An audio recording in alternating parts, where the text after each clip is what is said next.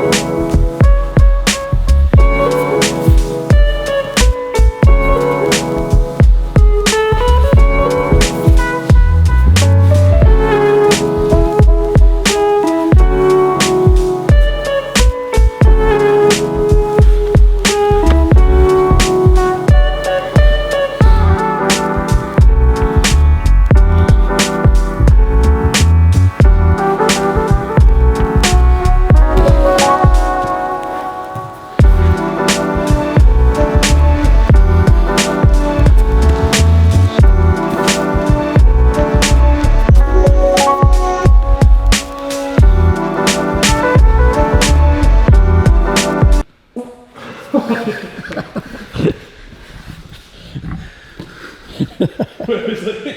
God, it stinks. God, what's that? What's that? No matter where I go, I've always got his balls on my face.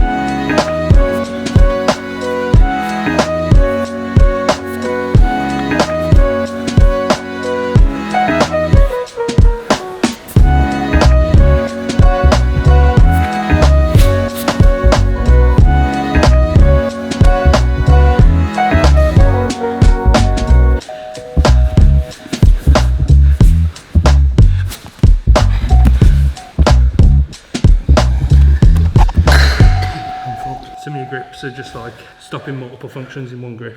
That's rather the than having attempt one thing that does one thing. I can feel what grip you're after, and I'm not sure where you're going with it, but I know it ain't going to be good. Yeah. And even if it's a more modern variant, yeah, I know it's in my fucking interest to not let it happen, because the old variants weren't good. Yeah. And it's going in the same thing, like a leg feed and the hip going outside and the turn. I'm like, there's a rotation here which I don't like. Yeah. So if I can stop it. I noticed at the start of the Gordo seminar in the Lakes that you were working on a similar position with Gordo. You were chatting to him about it. Do you remember what exactly you were talking about? But I couldn't get past the knee because I wasn't walking it high. But sometimes it's tall people I don't have the same. You know? Yeah, there's not much, but that little bit stops you from getting what into he's it. talking about, and you Filippo, Toto, and Rodino all together. I could take Filippo is always got pounds for it. But I like how he changed his head at the last minute. That made it a lot easier for me. It's always about, was I on top? Yeah. Yeah, it's always about finding space to get the grip when you're identifying which is the dominant grip.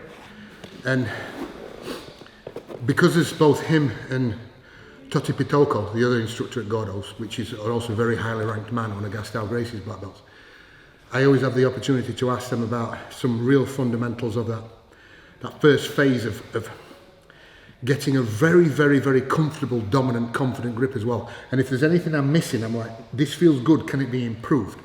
And they'll often show maybe something on his shoulder, his hip, which lets you get it a little bit deeper, or a better feed, which has such great results a minute later. You're glad you got that. Do you understand? When it gets a bit messy, a minute later, you think, I'm glad I'm holding that now, and that helped it, you know. Yeah. So can I remember what it was? No, but it would have been something along the lines of either increasing an underhook or increasing a crossface on top. How do we maximise it before we go? Because remember, as far as they go, there's only one thing that beats an underhook, and that's a strangle. And after an underhook, you've got a crossface. And it's often debatable which is better. Sometimes maybe the crossface is the bigger cousin sometimes.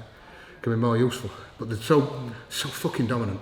So we're looking on top to find some inside space. And the old guys from the older era really had the brutal ways of doing it, which functioned from the point of view of a real fight as well. So it was real positional dominance, you know. Do you remember exactly when you started playing this sort of game? What, looking underneath as well for that same game, feet inside? I think immediately, really. Oh, really? Because it's probably the oldest open guard there is. For good fucking measure, for good reason. I think everything comes full circle as well. Fashion, doesn't it? Fashion comes full circle. I think grappling does as well. And so I wouldn't be surprised if we put some black and white videos on of 100 years ago and everybody were leg locking. Yeah.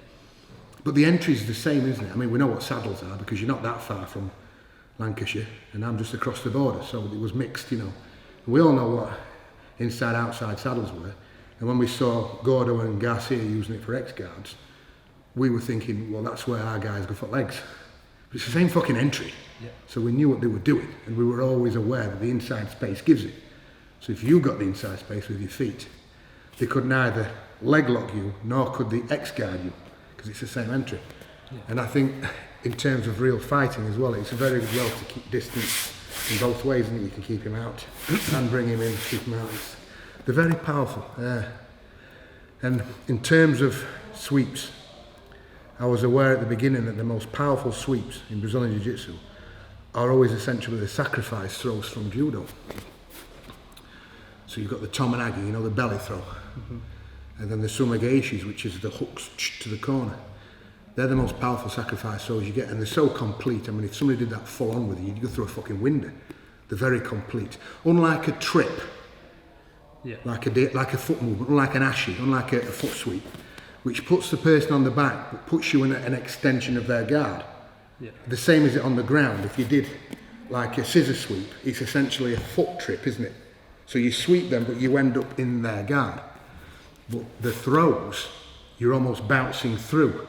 Yeah. So if you do a full butterfly, any form of sumageishi, so any form of butterfly sweep, arms across, whichever foot you do it with, you end up halfway through, like you would if it was a throw. So you're already dominant. So it's always I notice that with guys that, I mean, this guy's a nightmare. But if I can get him in and get him turned, I'm halfway through. And I've only got to fucking deal with half of it. Yeah. Make any sense? Yeah. You don't have to stand up and then pass the fuck that. If he puts his feet on your hips, you can't even see him. You're like, you're a fucking nightmare, you know. So sometimes you're like, well, it's just better rolling over and trying to bypass it as you turn them, you know. Do you have a preferred standing guard position? It's like when they're standing and passing. I think the extension of Tomoe Nage, foot to the hip, pull the head down. I did feel that, to be fair. Because fucking, if he stands up, he's going to be so quick and his head's too far away. Like the stuff that we did in the open guard seminar that we did stuff, James. Yeah, the stuff. Remember that all the open guard was essentially based on a way of pushing them away and pulling the head down. And so once Gordo developed his half guard stuff, the third position he did was the leg on the shoulder, where he extended the opponent. And he either pushed them away or he And the genius of this was, and then Garcia took hold of it and took it further and put the X. To be fair, I think John Jacques got there first. John Jacques put his knee through first, you know, and extended them, not his foot, his hip. But what it did is it made your opponent do this. It made them bend over without you touching their upper body. And nobody had ever seen that before. Because all open guards were based upon pushing hips away and pulling something down. It could be neck, it could be arms, but you're essentially always folding them by pulling up a body and pushing hips or feet. Well, what they developed there was a way to fold your opponent without touching him above the waist. Yeah. And everybody went, what the fuck is this? Like a lightsaber and turned up in the fucking mid-ages. What's this? Honestly, like nobody knew what to do. And this, we still don't sometimes, do we? We're like, look at this fucking... Probably why it's more prolific no-gi as well, isn't it? Harder to hold the upper body no-gi. One of Gordo's phenomenal. I can't remember where we were going with this, like, but I just told that one of Gordo's, he's probably the main student ever, Celcinio Vinicius. Celso, probably the greatest half-guard player ever. Gordo's student, but made for it. I mean, built like a fucking hobbit. Yeah. Big, chunky feet, short, stocky, proper machine, fantastic gas, thick neck, short neck. And his half guard was everything that Gordo had, but with the genetics too, just made for it. And I think he won something daft like 5 or 7 world titles at middleweight. But Celso had a particular sweep where he went deep, and he just basically sat up and rocked them up, and got up, and did a fireman's carry, but on the wrong shoulder. I don't know if anybody's been able to replicate it, but I remember years and years ago being on the mat, and Carlinhos was there with some of his brothers. And Hillian was there as well, who was a great mind of Jiu-Jitsu after Holes had gone. Yeah. And there were quite a few, if I remember right, there must have been 3 or 4 of the Gracie brothers. And I think a few Machados scattered. I think Big Hegan was there in that. And Celso was on the mat and he'd mullered a few people with this. And they discussed it. And I remember I sat with Steve Campbell and we were watching them as they discussed what Celso had done, and they were watching Celso and they got Hillian to go and look at it. And after a while, Hillian made his mind up and he just said, back out the guard. As if I don't really know what to do. Yeah. The best way is just get out. Which, once again, I'm coming back to the fact that they fold you over and they're not holding your upper body and you don't fucking really know what to do. There's ways out, but it's not funny. So my open guard is still just fucking pulling them down, I suppose. Yeah. Try and economy slave grips. And try and pull him down, yeah. But bear in mind that the depth of the hand makes a great significance into how easy it is for him to strip it as well. Gordo made that point in a couple of the seminars and people didn't pick up on it that well, I don't think. He was saying that that's very easy to take off, Dave, because of where my hand is. Yeah. So if you go 2-on-1 and just strip it, and it'll go. Yeah. But once my hand goes behind your neck, Dave, you can't get in properly. Take that off. Yeah. Not to mention if I drop my wrist to your neck. Take that off. Yeah. It's all wrong. Once I go here, I'll hold really strong, but you're a strong lad. Yeah. Once you take the tension, that's going to go. Next one, that's gone. Yeah, you see. Once I go there, Dave, have a good go on that. It's hard work. Not to mention I'm doing this now. Yeah. And the depth of the collar can be important, I think, very, very important. Yeah. You see it on the sleeve and all, don't you? I always used to make a point that I prefer that, but I was reasonably well versed in this. And it really does want to be on the seam here to pull this down. This isn't the same action. Your shoulder will go back, Dave, and you see, and then his head follows it. If you're pulling this down, it's pulling. Can you feel that? Yeah. You've got to get his fucking head down. Yeah.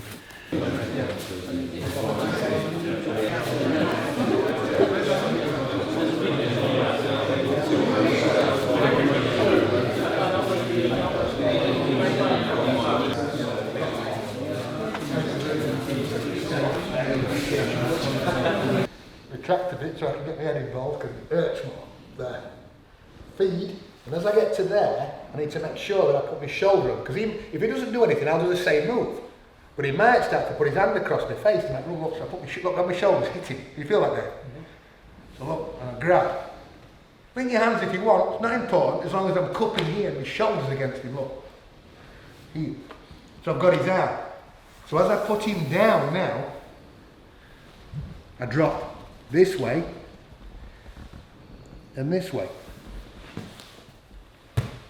So if I ask him to move his legs, and if I ask him to get up on his arm, he can't get it out.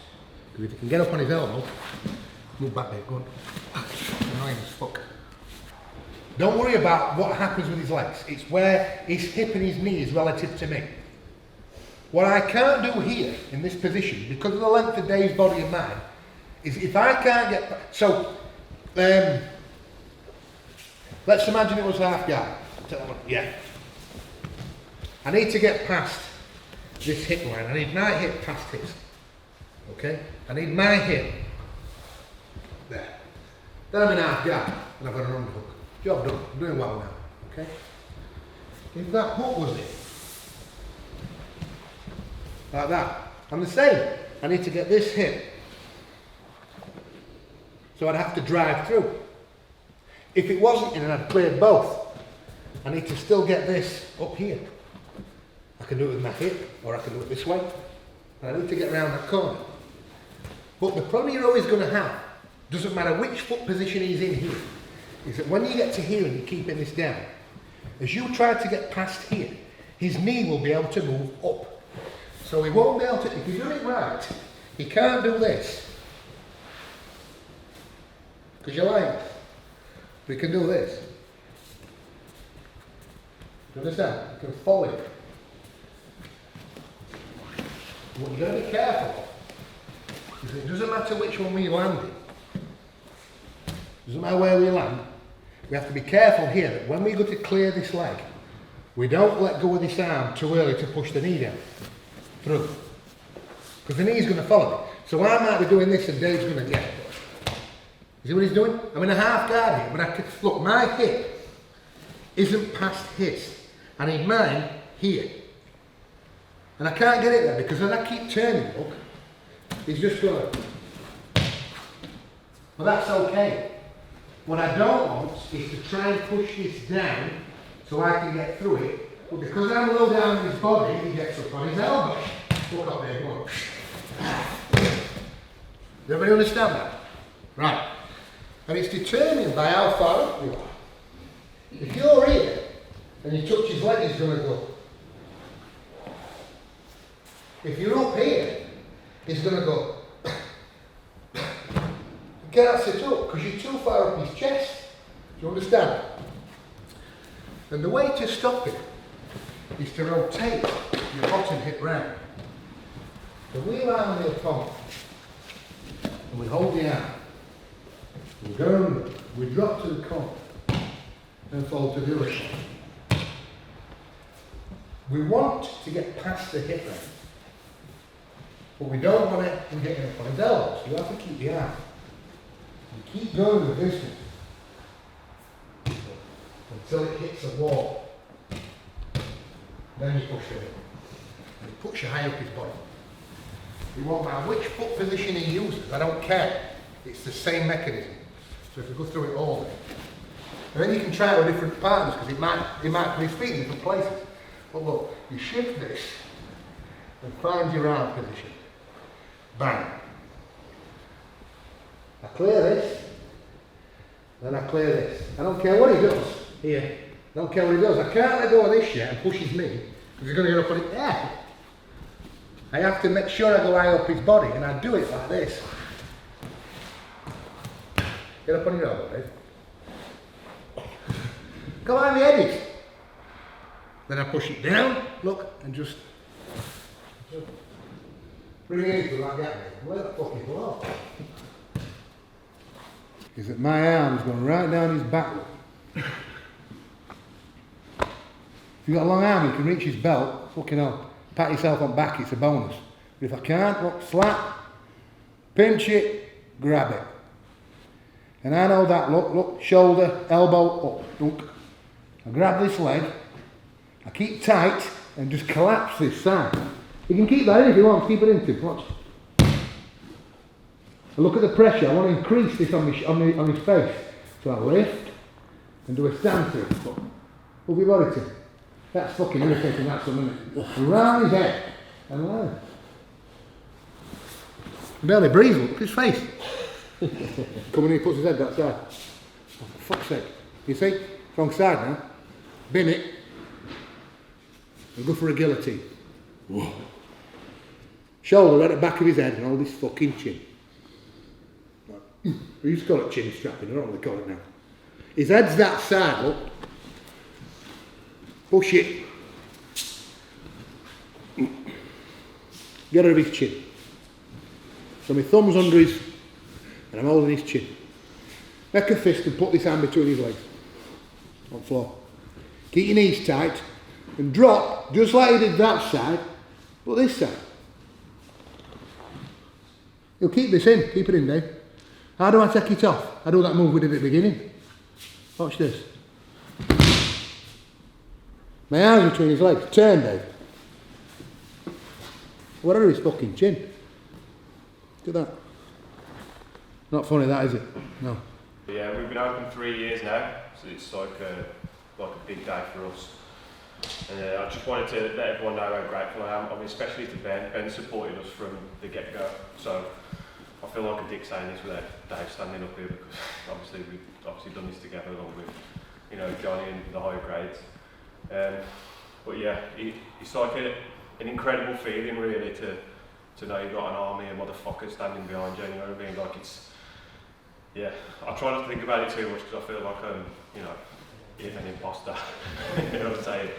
But yeah, that's all I've really got to say. But like that being said, Dave and Lawrence, come and stand out here.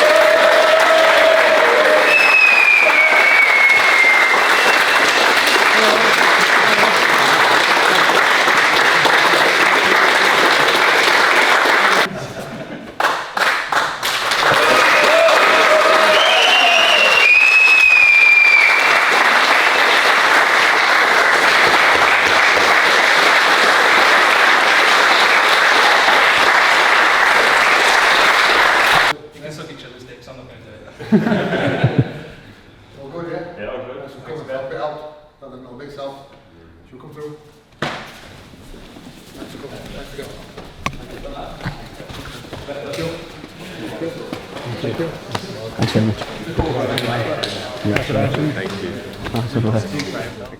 I might get back here for 8, you know what I mean? It could still be rolling and I can get drunk in a short period of time. Amazing to watch as well, that camera could come out.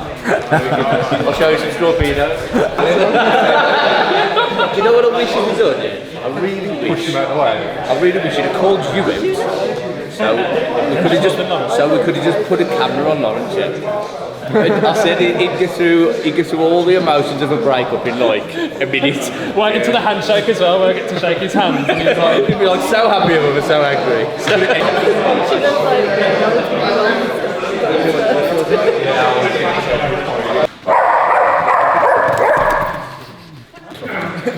Get me sacked.